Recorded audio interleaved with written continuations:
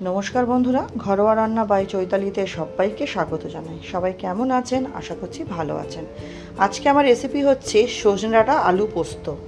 देखुन कि असाधारण देखते हयेछे, खेतेও दुर्दान्त हयेछिलो। सजने डाँटा आलू पोस्तोर मेन जे तीनटे इनग्रेडियेंट सेटा हच्छे सजने डाँटा, आलू और पोस्त।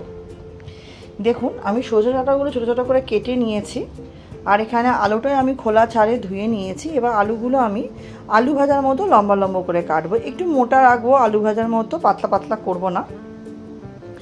এভাবে আমি প্রত্যেকটা আলু কেটে নেব। আমি এখানে টোটাল 3টে মতো আলু ব্যবহার করেছি। আর এদিকে আমি 4 চামচ মতো পোস্ত শুকনো খোলায় গুঁড়ে নিয়েছিলাম। তারপর সেটার মধ্যে দিলাম 4টে কাঁচা পাকা লঙ্কা, অল্প জল। ঝালটা আপনারা আপনাদের স্বাদ অনুযায়ী নেবেন। এটা স্মুথ পেস্ট করে নেব। আর এদিকে কড়াইতে সরষের তেল দিয়ে কালো জিরে আর দুটো শুকনো লঙ্কা ফোড়ন দিলাম। দিয়ে ফোড়নটা কয়েক সেকেন্ড একটু নাড়াচাড়া করে নেব যাতে একটা সুন্দর গন্ধ আসে। তারপরে এর মধ্যে দিয়ে দেবো আমি আলুগুলো। দেখছেন আলু দেওয়ার সঙ্গে সঙ্গে তেলটা কেমন ছিটকাচ্ছে। তার জন্য যদি তেলে অল্প একটু নুন বা হলুদ দেওয়া যায় খুব ভালো হয়। আমি দিতে ভুলে গেছিলাম। আমি আলু দেওয়ার পর নুনটা দিলাম আর খুব সামান্য হলুদ দিলাম। আপনারা চাইলে হলুদটা স্কিপও করতে পারেন, সাদা সাদা করতে পারেন। আমি সামান্য একটু হলুদ দিয়ে খাই। দিয়ে আলুটা একটু ভাজা ভাজা করে নেবো। খুব কড়া কড়া লাল লাল করে কিন্তু ভাজবো না। আলুটা মোটামুটি একটা ভাজা ভাজা করে নিলেই হবে। আলুটা আমি 5 থেকে 6 মিনিট মতো ভেজেছি। ভাজা ভাজা দেখুন, এই যে আলু বেশি কড়া করিনি, আলু আমার ভাজা হয়ে গেছে। এবার আমি সজনে ডাঁটাগুলো দিয়ে দেবো। সজনে ডাঁটাগুলো দিয়ে প্রথমে আমি একটু ভালো মতো নাড়িয়ে চাড়িয়ে নেবো। যেহেতু আলুর মধ্যে আমার নুন দেওয়া আছে, সেই জন্য সজনে ডাঁটা দেওয়ার পর আমি চট করে নুনটা দিইনি। একটা ছোট্ট রোয়া পড়ে গেছিলো ডাঁটা, সেটা ফেলে দিলাম। এবার ডাঁটাটা দিয়ে খুব ভালো মতো আমাকে নাড়িয়ে চাড়িয়ে নিতে হবে। দেখুন ঠিক এইভাবে। নতুন বন্ধু যারা আমার ছোট্ট চ্যানেলে নতুন ভিডিওটি প্রথম দেখছেন, আমার রেসিপিটি সামান্য হলেও ভালো লেগে থাকলে চ্যানেলটি সাবস্ক্রাইব করে পাশে থাকার অনুরোধ রইল। পাশে থাকা বেল আইকনটি প্রেস করে অল নোটিফিকেশানটি অন করে নেবেন, যাতে আমি চ্যানেলে যখনই নতুন নতুন রেসিপি আপডেট করব সবার আগে আপনাদের কাছে নোটিফিকেশান পৌঁছে যাবে। এবং পুরনো বন্ধুদের অনেক ধন্যবাদ পাশে থাকার জন্য।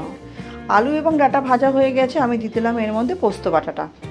পোস্ত বাটাটা দিয়ে খুব ভালো মতো কিন্তু আমাকে প্রথমে একটু কষিয়ে নিতে হবে। মিনিট 2 মতো এটাকে আমি একটু কষিয়েছিলাম। তারপরে এর মধ্যে আমি যে মিক্সিং জারের মধ্যে পোস্তটা বেটেছিলাম, সেই পোস্ত বাটা জলটা অল্প একটু দিয়ে দেবো। তার আগে আমি একটু কিছুক্ষণের জন্য ঢেকে রাখলে এটা ভালো হয়। তো কিছুক্ষণ জন্য আমি ঢেকে রেখেওছিলাম, তারপরে কিন্তু জলটা দিয়েছিলাম। একে অনুরোধ করব, আপনারা অনেকেই ভিডিওটি দেখছেন কিন্তু লাইক করতে ভুলে যাচ্ছেন, তাই একটি লাইক দিয়ে ভিডিওটি দেখা শুরু করবেন। ভিডিওটি প্লিজ স্কিপ করবেন না। স্কিপ করলে আপনারা জানতেই পারবেন না কিভাবে আমি রেসিপিটি বানালাম। ভালো লাগলে অবশ্যই লাইক করবেন, শেয়ার করবেন আর অবশ্যই বাড়িতে একবার ট্রাই করবেন। আপনাদের কমেন্টের অপেক্ষায় থাকবো, কারণ আপনাদের কমেন্ট আমাকে রান্না করতে অনেক উৎসাহিত করে আর ভালো লাগে আপনাদের সামনে নতুন নতুন রান্না উপস্থাপনা করতে। দেখুন পোস্তটা আমার কষানো কিন্তু হয়ে গেছে। এবার জলটা আমি দিয়ে দিলাম। দিয়ে কিছুক্ষণ নাড়াচাড়া করে অল্প একটু এর মধ্যে আমি দিয়ে দেবো হচ্ছে চিনি, খুব সামান্য। আপনারা চাইলে ওটা স্কিপ করতেই পারেন, কোনো অসুবিধা হয় না। যেহেতু একটু নিরামিষ রান্না, একটু চিনি না বা যে কোনো রান্নার চিনি না দিলে সব কিছু ব্যালেন্স হয় না, সেই জন্য আমি এর মধ্যে দিয়ে দেবো হচ্ছে খুবই সামান্য একটু চিনি। রান্নাটি বন্ধু এরকম যদি একটা পোস্ত থাকে, দুপুরবেলা ভাতের সাথে বা রাত্রিবেলা গরম গরম ভাতের সাথে আর কিছুরই প্রয়োজন হয় না। এই দিয়ে মনে হয় সব ভাতই আমার শেষ হয়ে যাবে খাওয়া।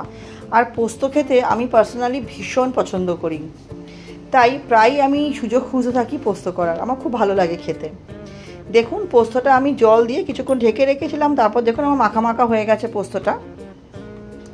পোস্তটা আমার রেডি হয়ে গেছে। প্রায় শেষের দিকে আমি কিছুক্ষণ একটু খুন্তি দিয়ে নাড়িয়ে চাড়িয়ে নিচ্ছি। নাড়িয়ে চাড়িয়ে নিলেই এটা আমার রেডি হয়ে যাবে। স্ট্যান্ডিং টাইমে রেখে কিছুক্ষণ গরম গরম পরিবেশন করব ভাতের সাথে। আপনারা আপনাদের ইচ্ছা মতো পোস্তর ঘনত্বটা রাখতে পারে। তাহলে চলুন, আমার তো রেসিপিটা কমপ্লিট হয়ে গেছে। এবার গরম গরম খাবার পালা। আর ভিডিওটাও আজকের মতো এখানেই শেষ করছি। আমার সাথে শেষ পর্যন্ত ভিডিওটি দেখার জন্য আপনাদের অনেক অনেক ধন্যবাদ। সবাই ভালো থাকবেন, সুস্থ থাকবেন।